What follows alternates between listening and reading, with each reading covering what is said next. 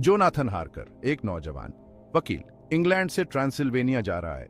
वो जा रहा है काउंट ड्रैकुला के पास। ड्रैकुला एक बड़े और पुराने महल में रहता है। लोग उसके बारे में अजीब अजीब बातें करते हैं।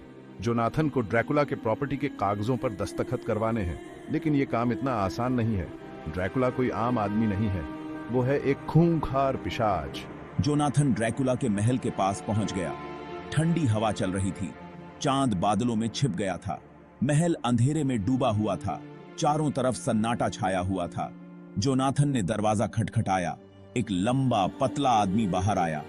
उसके होंठ लाल थे और आंखें चमक रही थीं। ये थे काउंट ड्रैकुला। ड्रैकुला ने जोनाथन का स्वागत किया। उसकी आवाज बिल्कुल ठंडी थी, मानो किसी कब्र से आ रही हो। वो जोनाथन को महल के अंदर ले गया। महल अंदर से और भी डरावना था। हर तरफ धूल और जाले थे।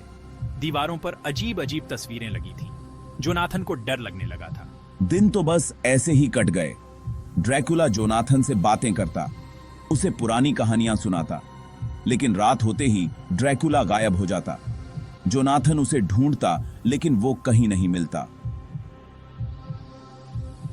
एक रात जोनाथन ने देखा कि ड्रैकुला दीवार पर चियारेच रहा है। उसके हाथों में खून लगा था।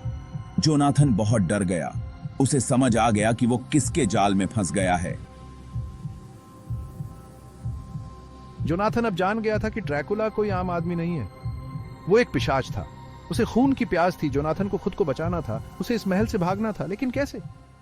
महल के चारों तरफ ऊंची ऊंची दीवारें थीं और ड्रैकुला की नजरें हर जगह थीं। एक रात जोनाथन चुपके से अपने कमरे से बाहर निकला। वो ड्रैकुला के बारे में और जानना चाहता था।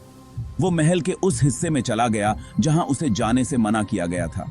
वो एक कमरे में घुसा। कमरा बिल्कुल अंधेरा था, जैसे कई सालों से बंद हो।